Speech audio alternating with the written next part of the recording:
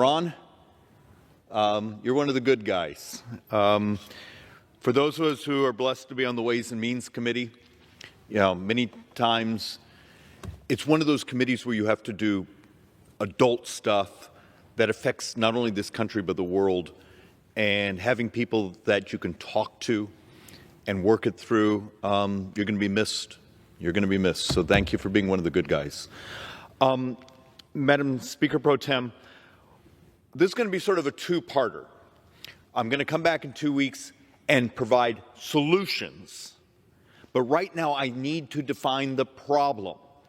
And as you know, right now around the Capitol Hill complex, we have dozens and dozens of brand new members and hundreds of potentially new staffers. They're all trying to find their office and, which way is up and where the bathrooms are. I mean, all the things we go through when we're brand new around here. And my fear is no one's telling these members that are new, and even talking to the members who've been here for a while, the truth. And the truth is the math, and the math always wins. And we're in real trouble. And what scares me is with some of the things going on in the economy right now, with where interest rates look like they're going, with inflation now becoming structural, it's potentially just devastating to the individuals out there and our brothers and sisters in the country, just the affordability, being able to afford a house, of food. But you got to understand what it also means to the stability of this country. So let's actually walk through, and some of this is big boy math. It's going to be complex. But there's a couple punchlines in here I want to be remembered. I'm not going to take you back to 1965, but let's do last year. This is last year's budget cycle. Understand over 71% of all of our spending is on autopilot. The fact of the matter is, this is what we call mandatory. Only 13% was defense, 16% was discretionary. What we functionally debate here, what should we really fight over? But this mandatory here, you see red, your government functionally is a insurance company with an army. This is health, Medicare, Social Security, other benefits, pensions for military, for government workers, those sorts of things. This is mandatory, and it's on autopilot. I don't think there's a member here who's ever ultimately voted on this red portion. It's a formula. You turn 65, you get certain benefits. You serve in the military a certain amount of time, you get certain benefits. It's autopilot. Defense, well, that we debate, we work through, but the fact of the matter is defense sort of stays within a certain mean of the GDP. And then domestic, crazy thing, domestic actually as a percentage of GDP at the end of decade will be flat. So where's all this debt coming from? Where's all this growth coming from? And I'm going to give you an answer, and it's going to make people really unhappy. But you need to understand, when we talk about just last year's borrowing, does anyone out there understand how big it was? Okay, so we borrowed functionally $1.375 trillion. How much is that? It's $114 billion a month. It's $26 billion a week. It's $3.7 billion a day. It's $159 million an hour.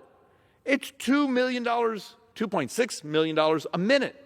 But here's the one we're told when big numbers, how do you get it so it's understandable? If I came to you right now and said, how much last year did your government borrow every second? Anyone in this body able to answer that? Turns out it was $43,600 a second. We borrowed $43,600 every second last year. Does anyone see a problem? Or is it one of those things that as long as we're handing out goodies and subsidizing the folks who will vote for us or contribute to us, the world is good? So where's all this debt coming from? Brian Riddell, Manhattan Institute, basically just put out a series of slides. where they take the Congressional Budget Office, the OMB office from the administration, sort of look at it and say, what's driving the debt? So right today we hold $31 trillion of total debt. That's borrowing from trust funds and everything, but that's the total debt. But from today, for the next 30 years, based on a previous interest rate calculation, so we haven't even plugged in the new higher interest rates that we're borrowing money on. Anyone want to guess what the borrowing is from today to the future? How much money? We're going to borrow functionally 116, well, we're going to spend 114, we're going to borrow $114 trillion. There's a $114 trillion shortfall. Now, the interesting thing, remember on that previous slide, I was saying, okay, here's mandatory, here's discretionary. Well, it turns out the discretionary military, we calculate today to actually have about a $1.9 trillion surplus over the next 30 years. So where's $114 trillion of borrowing coming from? And this is really uncomfortable. And I will tell you, I believe the Democrats did something actually really crappy during the election. But, you know, it's a knife fight. I accept, you know, the knives come out. It's all about winning. But when you had campaigns out there, they're going to cut your Medicare. You can't even have an honest conversation here. What's going on? The shortfall in Medicare, when you add in the interest cost, is $80 trillion. The shortfall in Social Security is $35.8 trillion. The entire borrowing over the next 30 years is Social Security and Medicare. We got old. The fact of the matter is this place didn't pay any attention. There was this thing called baby boomers. And you get the clown show around here that says, well, we'll do Medicare for all. That's a financing bill. It had nothing to do with what we pay. Obamacare, that's a financing bill. It's who gets subsidized, who has to pay. The Republican alternative was ultimately a financing bill. You need a revolution in what we pay, not who pays it. But that's actually more uncomfortable here than actually having a debate over raising taxes or doing entitlement reform, an actual discussion of should we legalize technology? Should we legalize the things that actually create disruptions in providing our brothers and sisters the health care that we as a society made a deal? We are going to keep our promise on Social Security and Medicare. Well, I think we are. I mean, the fact of the matter is, what is it now within a decade? Because of the new COLA increase, we just shortened the lifespan of Social Security Trust Fund by, what, almost a year? So you got about a little over a decade, and our brothers and sisters who live on Social Security are heading towards a 25% cut. What's this place going to do? Medicare, it's just unsustainable. The stunning amount to finance our brothers and sisters, our promise for those who turn 65 and get Medicare, to finance it basically consumes every dollar of this government. It's math. It's the reality. And how many of you during this last campaign had an honest debate, honest conversation? Anyone was even willing to talk about this? Really dangerous, because the other side will run nasty ads about you. It will scare people. Yet by not dealing with it, you are sentencing our seniors to misery, because at some point this hits the wall. So what's going on? Why am I even more dour right now than I was several months ago? It's inflation.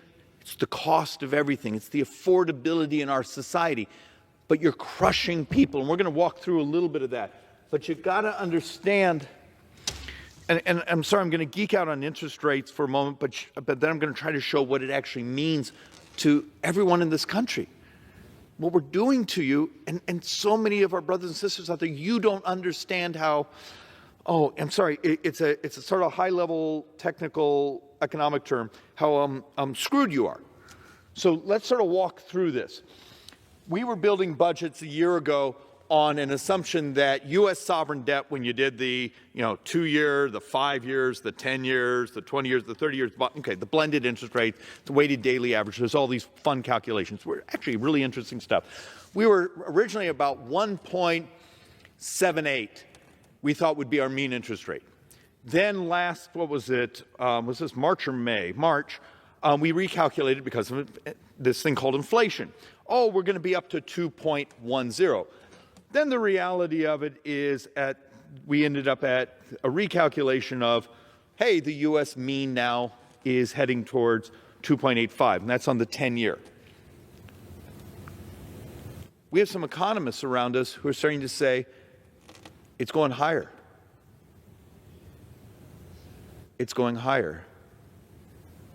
And I'm going to show you a couple of things here of what happens to us as a country if the way the Federal Reserve has to stop inflation is raising interest rates, breaking the labor market, because you understand within there, even though there's this delay effect, that also means what you and I have to pay the interest back on all the borrowing.